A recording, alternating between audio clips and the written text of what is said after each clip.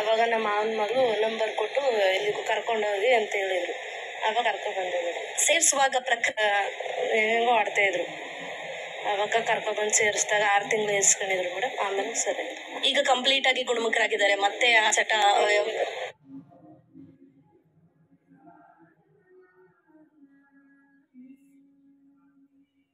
ಏನು ಇಲ್ಲಿ ಒಳ್ಳೇದೇ ಮೇಡಮ್. ಇಲ್ಲಿ ನಾವು ಅಲ್ಲಿಗಿಂತ ಮೇಡಮ್ ಇಲ್ಲಿ ಬಂದಮೇಲೆ ನಾವು ಗುಣಮುಖರಾಗಿ ಚೆನ್ನಾಗಿದ್ದೀವಿ. ಯಾಕಂದರೆ ನಾವು ಅಲ್ಲಿ ಸಾಕಷ್ಟು ಅನುಭವಿಸ್ಬಿಟ್ಟಿದ್ದೀವಿ.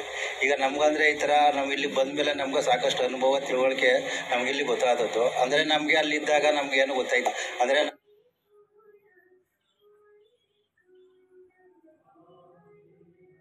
ನಮಗೆ ನಮ್ಮ ಕುಡಿಯೋದು ತಿನ್ನೋದೇ ಆಗಲಿ ನಾವು ನಮ್ಮ ಜೀವಂತವಾಗಿ ಇದ್ದೀವಿ ಅಂತಂದರೆ ಇಲ್ಲಿ ಬಂದ ಮೇಲೆ ಮೇಡಮ್ ನಾವು ಇರೋದು. ಯಾಕಂದರೆ ನಮಗೆ ಸುಮಾರು ಸಾಕಷ್ಟು ಅನುಭವಿಸ್ಬಿಟ್ಟಿದ್ದೀವಿ. 2-3 ಸಲ ಸೂಸೈಡ್ ಆಗ್ಬಿಟ್ಟಿದ್ವಿ. ಸೂಸೈಡ್ ಇದು ಮಾಡಿಬಿಟ್ಟಿದ್ದೋ. ಅವಾಗ ಮತ್ತೆ ಒಂಥರ ನೀರು ಬಿಟ್ಬಿಟ್ಟಿದ್ದೋ. ಅವೆಲ್ಲ ಆದಮೇಲೆ ನಮಗೆ ತಗೊಂಡು ಇಲ್ಲಿ ಹಾಕಿದ್ರು. ಇಲ್ಲಿ ಹಾಕಿದ್ಮೇಲೆ ನಾವು ಇಲ್ಲಿ ಬಂದ ಮೇಲೆ ನಮ್ಗೆ ಇವಾಗ ಹೆಂಡತಿ ಮಕ್ಕಳ ಜೊತೆ ನಾವು ಚೆನ್ನಾಗಿ ಖುಷಿಯಾಗಿದ್ದೀವಿ, ಆರಾಮಾಗಿದ್ದೀವಿ. ಕೆಲಸಕ್ಕೆ ಕಾರ್ಯಕ್ಕೆ ಹೋದ್ರು ನಾವು ಹೋಯ್ತೇವೆ. ಟೈಮಿಂಗ್ ಸರಿ 8-8:15 ಹೋಯ್ತೀವಿ. ಸಾಯಂಕಾಲ 7 ಗಂಟೆ 8 ಗಂಟೆಗೆ ಬಂದರೆ ಮನೆ ಮಕ್ಕಳು ಸಂಸಾರ ಜೀವನ ಚೆನ್ನಾಗಿದ್ದೀವಿ ಮೇಡಮ್. ಎಷ್ಟು ದಿನಗಳ ಕಾಲ ಇಲ್ಲಿದ್ರಿ? ಮತ್ತೆ ಇಲ್ಲಿನ ಚಿಕಿತ್ಸೆ ಹೇಗಿತ್ತು? ಇಲ್ಲಿ ಚೆನ್ನಾಗಿತ್ತು ಮೇಡಮ್. ಸಗಣಿ ಎಲ್ಲ ಚೆನ್ನಾಗಿತ್ತು. ನಾವು ಇಲ್ಲಿ ಇರ್ಬೇಕಾದ್ರೆ ಅನುಕೂಲನೂ ಚೆನ್ನಾಗಿತ್ತು.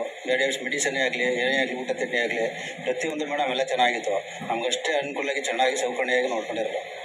ಸರ್, ಕೊನೆಯದಾಗಿ ಇಲ್ಲಿನ ಫೌಂಡೇಶನ್ ಅಂದ್ರೆ ಇಲ್ಲಿನ ಸಂಸ್ಥೆಗೆ ಜಾಯಿನ್ ಆಗಿ ಚಿಕಿತ್ಸೆ ಪಡೆದುಕೊಂಡ ನಂತರ ಹೊಸ ಜೀವನ ಸಿಕ್ಕಿದೆ ಅಂತ ನಿಮ್ಗೆ ಅನ್ಸುತ್ತಾ? ಹ್ಞೂ ಮೇಡಮ್, ಹೊಸ ಜೀವನ ಸಿಕ್ಕಿದೆ ಅಂತ ನಾವು ಅನ್ಕೊಳ್ಳೇಬೇಕು ಮೇಡಮ್. ಮತ್ತೆ ಹುಟ್ಟಿ ಬಂದಿದೆ ಅಂತ ಒಂದು ಜನ್ಮ ನಮ್ಗೆ ತಾಯಿ ಹೊಟ್ಟೆ ಒಳಗೆ ಹುಟ್ಟೋಗಿತ್ತು ಮೇಡಮ್. ಇದೇ ಒಂದು ಜನ್ಮದಲ್ಲಿ ಹುಟ್ಟಿ ಬದುಕ್ತಿದ್ದೀವಿ ಅನ್ನೋದೊಂದು